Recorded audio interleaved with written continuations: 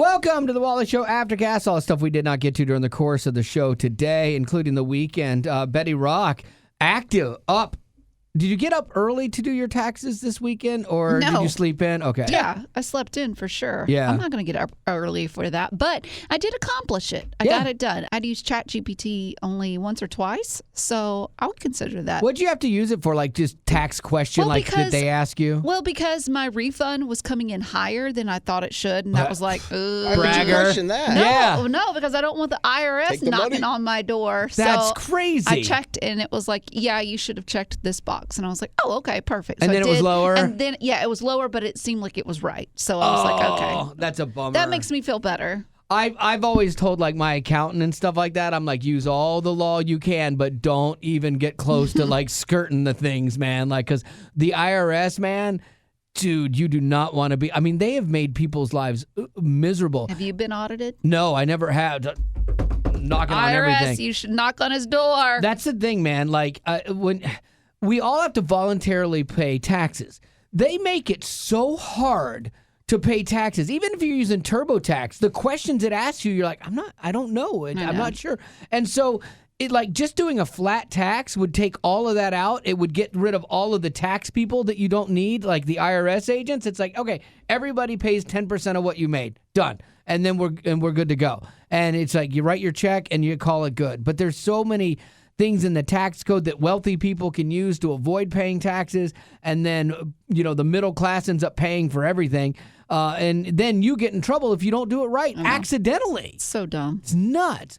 I ended up for the first time in years, I have to pay taxes every year. Like for the longest time, I never paid taxes. I got like a nice refund, and then all of a sudden, out of nowhere, I started having to pay taxes. I'm like, what in the world? And then the government's like, hey, guess what? We thank you for paying at the end of the year. But you know what we'd like for you to do instead? Let's do this. Every 4 months, just to let us know you're still there and that you care about this country, I want you to pay your taxes. Like, pay a quarter of it. What? So, but my accountant's like, yeah, you got to do this. I don't even know why. I'm like, okay. You don't know why, then I ain't going to do it. Well, that's right. But see, if you don't do it, because for like 3 years I didn't do it. I refused because I'm like, no, I'm not paying you money that I can have invested and be making money on until I have to pay you. But then they're like, they charge me like $300 in a fee every year for that. Ouch. Just because I was hard-headed and was like, no. Well, this year, my wife set it up, and my wife has been paying the quarterly taxes. I did not know she was doing that. But I will say this, not knowing, ignorance is bliss for me when it comes to money. Not knowing, I was so thankful because now she's made 4 payments of the tax payments that should be roughly what we're going to have to pay. So this year, instead of paying a bunch of money, I might actually be like even pay a little or maybe even get a tiny refund. Like that would be huge for me. And then hopefully next year it's going to go down even more. But yeah, this is, I don't understand it. Taxes drive me nuts and I hate doing it. But that's why, because like I end up paying about $300 or $400 to somebody to do my taxes. And my wife, because I've done them a few times and it's an all day thing. I just get mad at it. And finally my wife was like, look, why don't you just pay the money? You put it together, put the packet together, send them what they want, and then you don't think about it for, a couple weeks. And for me, it's money well spent. I'm so thrilled that I actually do that now because it does. It stresses me out to no end. And also it just makes me mad. Because you look at what the government spends money on, and you're like, why am I paying for this? Yeah. I know I'm paying for the other stuff like roads, but then there's so much waste. There's a lack of democracy when it comes to taxes. Oh, and I mean, it's gotten better about like when they had Doge, and I know a lot of people were mad at Doge and Elon Musk, but a lot of that was aimed at getting rid of the crazy waste that was in the government. And I support that. Like we have way too many projects and things we're spending outside of this country and dumb things that are special interest groups and, and it got out of control. So I was happy that they were like trying to reel that back in. And even doing all that, there's still a bunch of, spending that's gone awry that we could fix, but I'm not going to fix it today, unfortunately. But speaking of saving money, everything is more expensive these days, especially meat. Well, the internet is all abuzz with the new, TikTok hack. Like, I've been doing this for years, so welcome to the past, internet. But they're like, oh my gosh, it's the Costco meat hack. And so I'm like, what is this? Just buying a bunch of hot dogs and that's what you eat every day? Because that would be a great deal. $1.50, hot dog and a Coke, but not it. It's buying their meat in bulk and cutting it yourself. What? I've never heard of that. Yeah, I mean, it's silly. Not new. No, it's ridiculous. But like when you buy steaks, they were doing this thing. Like this one lady was doing a report on GMA, and where she lives, steaks were $27 a pound. Dang. A pound. So That's like crazy. 2 steaks, you could literally have $50+ in. And Costco was cheaper than that. But what I do is I'll buy the fillets because they cut them really thick. I buy the fillets and then I cut them in half, and it's still a great thick steak. So if I buy 5, then it becomes 10. And if it's like $60 for 5, which is a lot of money, but then if you cut that into 10, it's $6 a steak. You can't find that anywhere. Normally, you go to a steak place, it's $70 if Is you go the to a good reason one. that the meat is cheaper at Costco is because it's not like really good quality? No, it's really good. That's the crazy thing. I think because they're buying it in bulk. And the idea of like you buy the cut of meat you want and then you just cut it yourself, it's super easy, and then freeze it. But yeah, their meat is really good quality. Like there are certain places my wife will not go buy meat, but she insists on Costco meat. And because that's what we do. We get more bang for our buck. You can do it with turkey, pork chops, anything. But it's just funny. Like I've been doing this for years and like never even thought twice about it. But now it's like a TikTok hack. And people are like, I'm going to cut this meat myself. Should have done a video about it. Could have gone viral. I know. I'll never be a viral TikTok sensation, unfortunately. Betty Lou, you have some choices here. Yeah, I'm going to go with my story. You are? Okay, let's go because we for got it. to be out of here at 10:30, but All I'm right. going to go with my story. Love So it. there is a very sweet story about a little boy named True. True, imagine this. You're 4 years old. You're under social services care, okay? So he has no mom, no dad in the picture, but he has got to get serious heart surgery done at the Children's Nebraska Hospital. At 4 years old, the social services for some reason just dropped him off, and he's there all by himself to get this heart surgery done. Yeah, I mean, I at get 4. it. If you're a social services worker, you've got 80 kids you're helping. But I mean, there's part of me in my soul that would be like, I'm going to wait a little bit. I don't know if there was a miscommunication or something. I don't know. So anyways, there is a woman. I thought I'd written her name down, but I did not. She is the anesthesiologist. Okay. So she walks into True's room and she's like, he doesn't have any parent here with him. He's all by himself. And that really messed with her. I bet. She had to get him ready for a 7-hour heart surgery. So when she found out that he had no parents in the situation, she calls her husband and she's like, listen, I need you to hear me out with an open mind, okay? Because they already had 6 kids. Oh, my goodness. Okay, but some of those were adopted as well. Oh, okay. So some are biological, some are adopted. That's awesome. And after hearing his wife explain to him what True's story was like, he said, well, let's meet him. And so he came to the hospital. They met True once he awoke from his surgery, and they did. They adopted him. That's Now, that's not where it crazy. ends, though, okay? So they found out that True had 5 other full siblings, okay? 5 other siblings in foster care? Yes. Oh. Yes. Okay, so they were like, man, we want to make sure that his siblings are taken care of, but we just can't take those because now they've got 7 kids, all right? So here's what's so cool. This anesthesiologist, she went to her sister and her brother-in-law. They took one of True's siblings. Then she went to her husband's brother and his wife. Oh, They wow. took up another Oh, my sibling. gosh. She had another anesthesiologist at the same hospital that took 2 of True's siblings. And then they had one left, a sister of True's. And so they adopted her. Oh, they took her too. Oh, Yeah. my So now goodness. True and his 5 siblings are all adopted thanks to this one anesthesiologist who took it upon herself to get them all adopted. I wonder how long that took because you know A how year long, and a half. Oh, okay, because it takes a long time, and then you've got all these people now coordinating to help these kids out. But yeah, to get them all placed at a similar time. Well, it makes you wonder, like, and I don't know how it. I don't know what the fix is, but it makes you see how one person can make a huge difference in not only one person's life, but 5 other lives as well, 6 in total. So it's like, man, if God put it on you as a calling to help these social workers, to help this adoption agencies that are just overburdened with so many children in need or foster care, it's like, man, you could make a huge difference. And it's like, why doesn't Why doesn't those things happen? I don't know. I think they make that, it too hard. Like they try to protect the children because you have to, because there are bad people Right. that will adopt kids and abuse them, or they put them in foster care and they don't take care of them. Like you have to protect the kids, but then it's weird. It feels like they've made it too hard and too expensive to do something that's really good. Like they have a lot of barriers to entry for people to adopt, and then these kids just stay in foster care, and then bad things happen. Mm-hmm. I'm just dumbfounded by the mom/dad, whatever, in this situation, or what happened. Were the parents killed and no one could take care of them? Like to have 5 kids that you give up, 6 kids. Like how did I'd like to know how that happened, and you hope it's like not a situation where this lady and husband or whoever they are, parents, were just like, oh, another kid, give it away. Another kid, give it away. And you think about I think about when I see the Humane Society here, not that I'm comparing the two, but like when... Where are you going with this? I know, hear me out. But they have done this new thing where it might have been them or it might have been that Psalm 21 or something like that, Humane Society thing.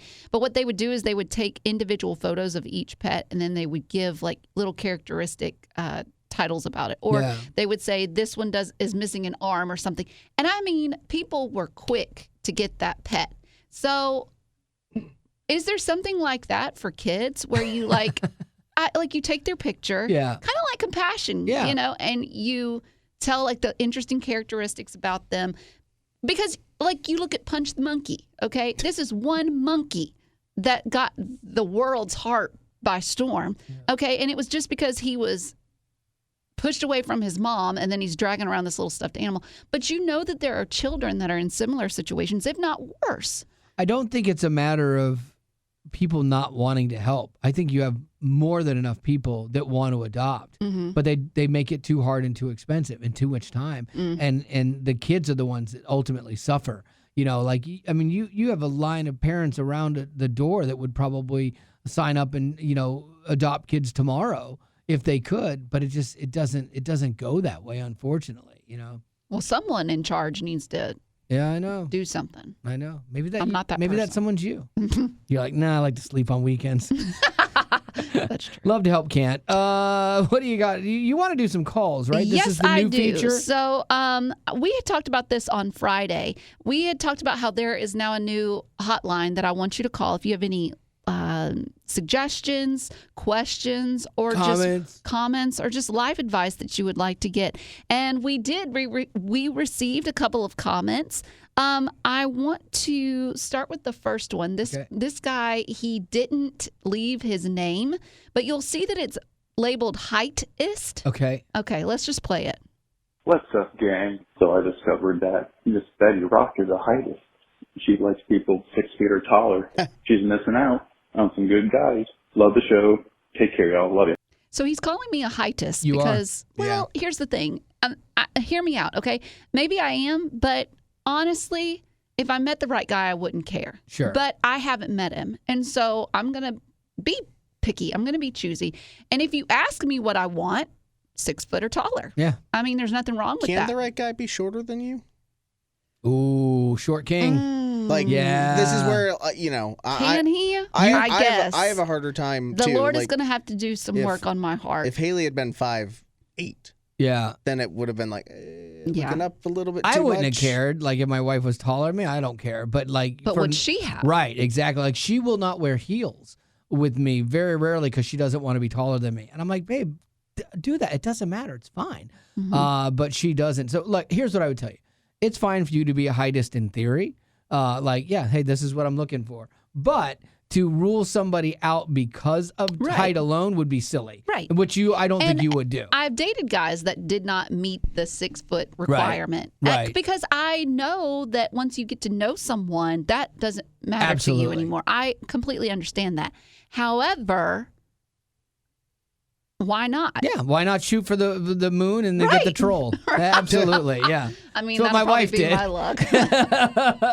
All right, we've got another voicemail. This one is from Joshua, and he wanted to get our 2 cents on something. Hey there, this is Joshua. So I was thinking the other day, why does popular modern TV shows nowadays R-rated TV MA?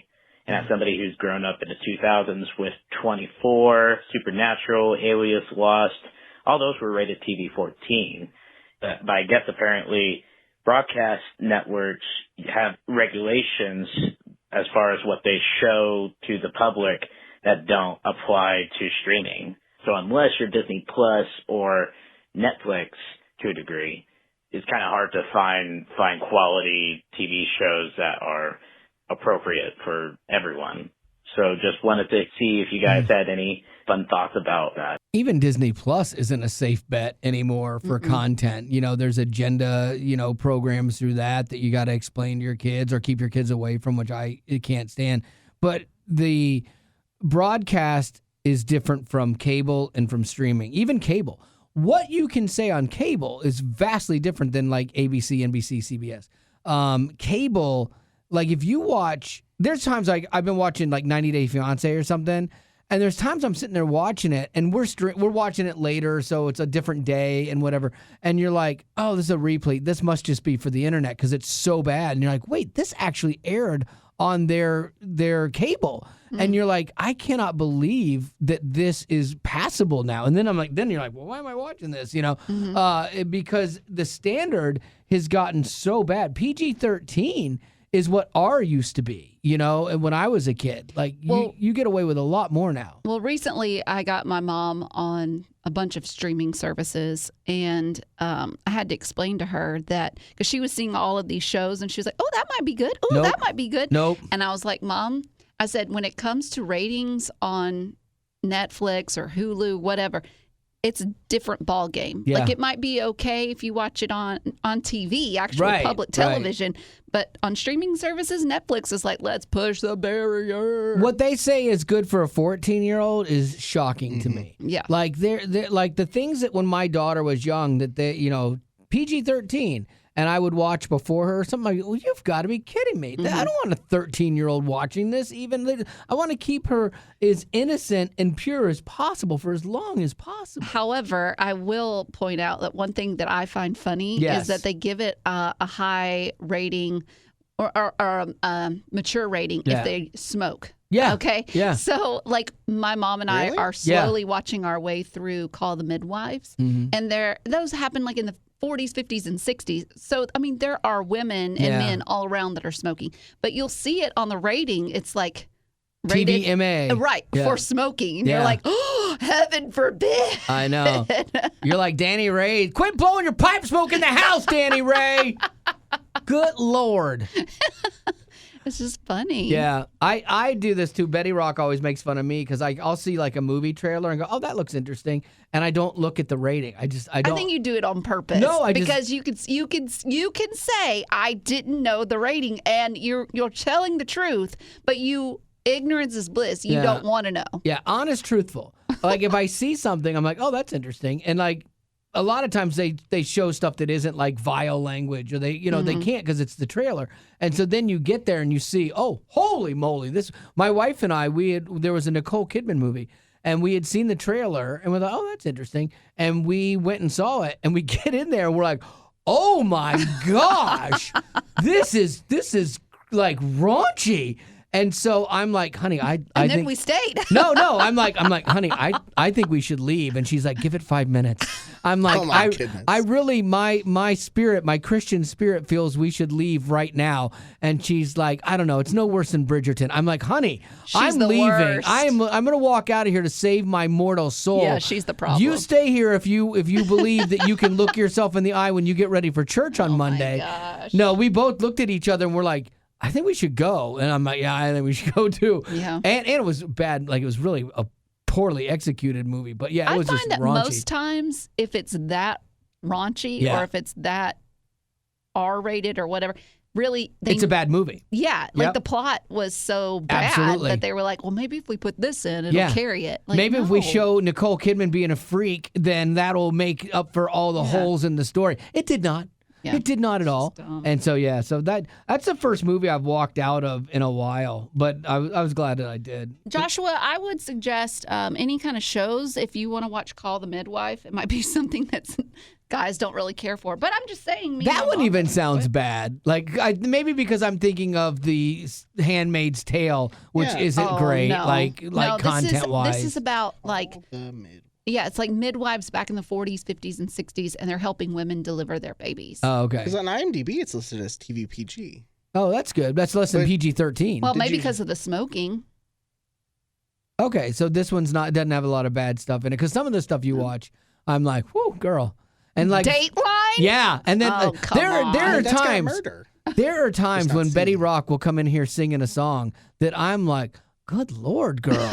Like it's gangster rap. I'm like, where did you get that? Through the valley of the shadow of death. Yeah, no, I'm like, holy cow. Okay, I might start monitoring some of your stuff for you. Accountability partner. All that to say, I'm always up for it. If you have a comment or life advice that you need, the number to call is 615-807-0040. That is 615 807-40 Nope. No 0400.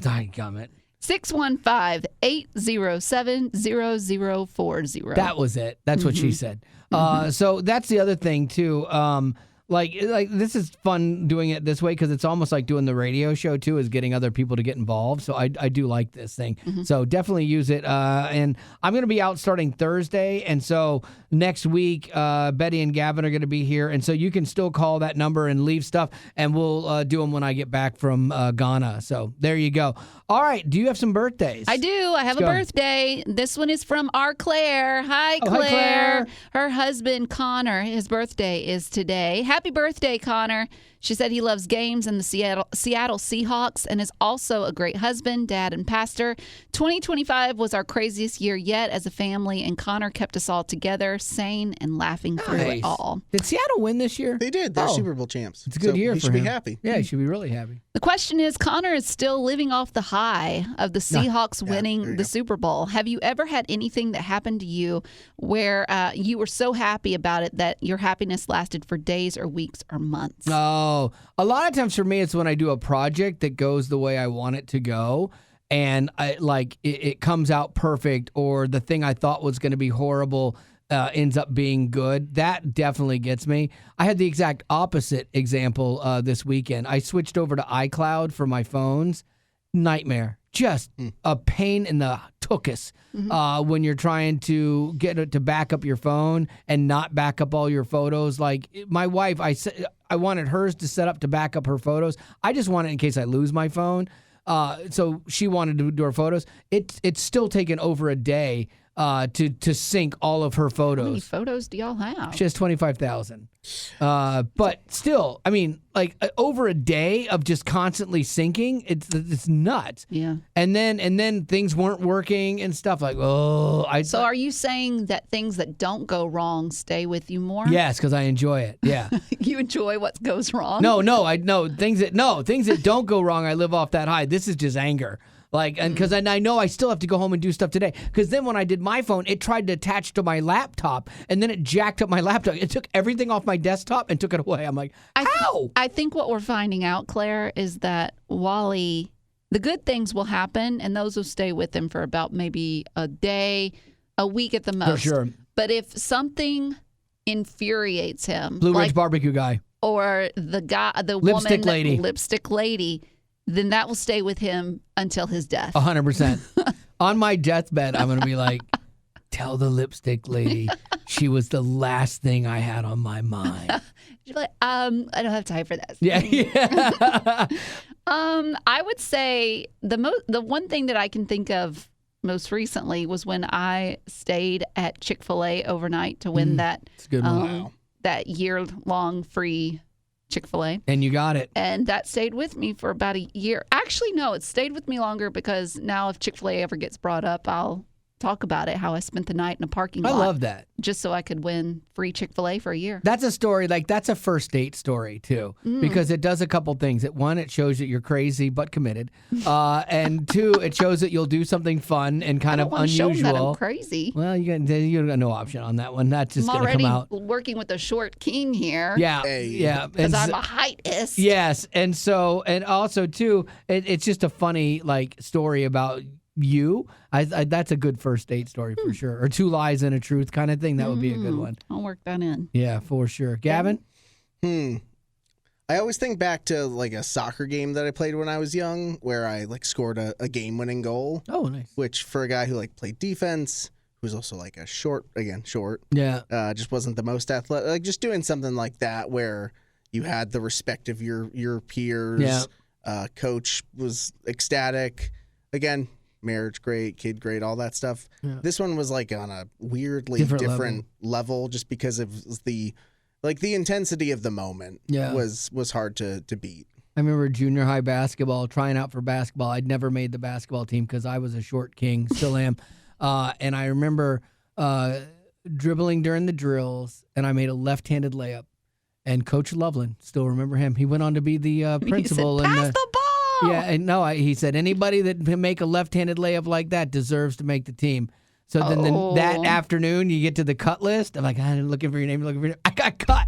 I'm like, you said I deserved to make the team with that layup. But I guess the rest of me was horrible. Aww. Yeah, so once again, my good always has a bad. Right? My good can never just be good. Yeah, you can't remember the good. That's the Lord. No, it's the Lord smiting me. It's not. No, it's not. It is. Don't He's put it very on the Lord. smitey with me.